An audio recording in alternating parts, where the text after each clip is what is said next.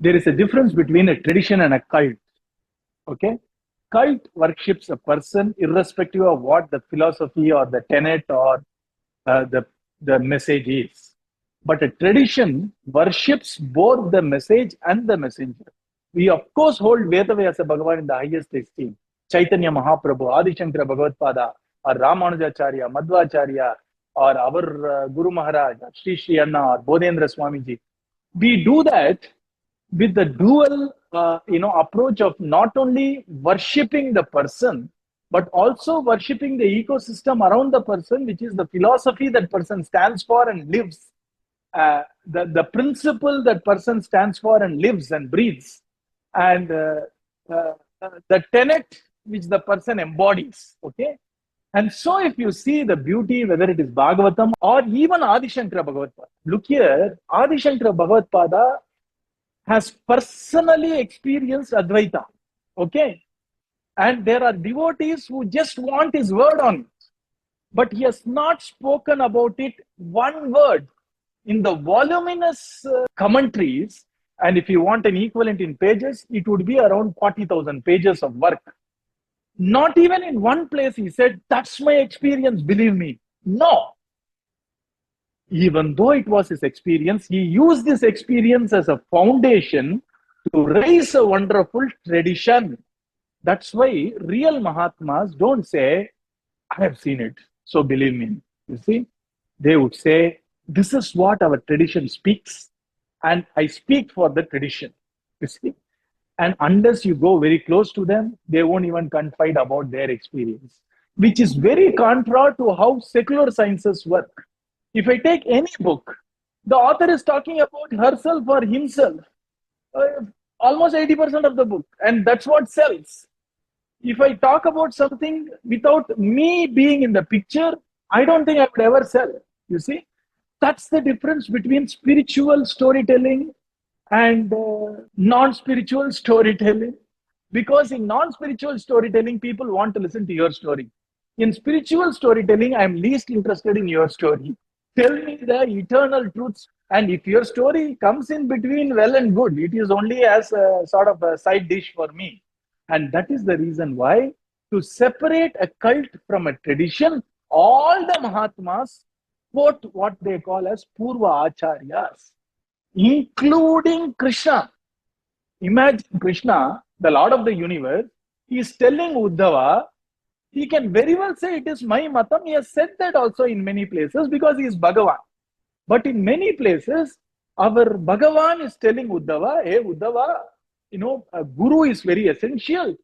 Our ancestor Yadu Maharaja once encountered a great Mahatma, and he says that the whole universe is a guru. 24 gurus. Krishna tells stories by referring to another story.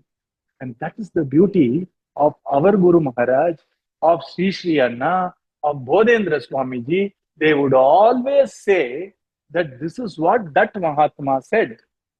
And that Mahatma would say, this is what that Mahatma said. Finally, the original Mahatma will say, this is what Vedas say. And do you know what Vedas say? Iti Brahmavadino vadanti. Veda Mata says, this is what people who have realized Brahman say. The people who realize Brahman, who are God realized soul, they say, Veda Mata talks like that.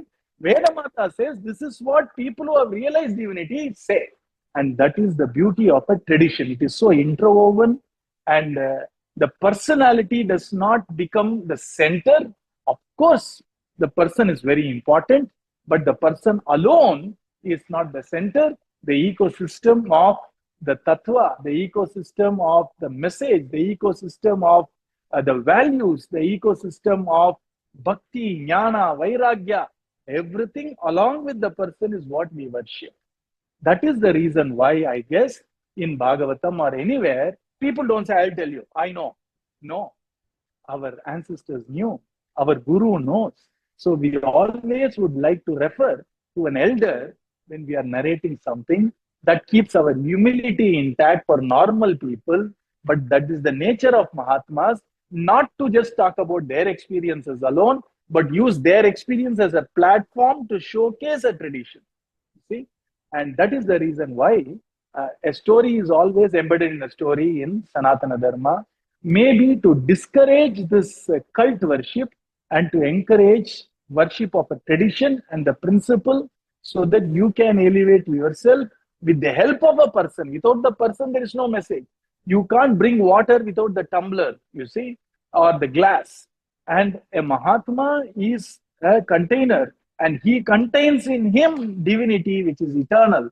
He contains in him that knowledge which is eternal. He contains within him the love which is timeless. And that is the beauty of our storytelling. So we always refer to some other Mahatma to show that I am not a standalone. I am a part of this grand fabric. I am a part of the warp and woof of Sanatana Dharma, of a tradition. And that is the reason why we need to be a little careful not to get into cults, but rather look for tradition, where the message is as important as the person, you see. And possibly that is the reason why we always refer to stories of others, not because there is a dearth of ideas or dearth of experience in the storyteller, but because that's the nature of mature souls, and that should be the practice for people to aspire for maturity, to put the I in the back and the message in the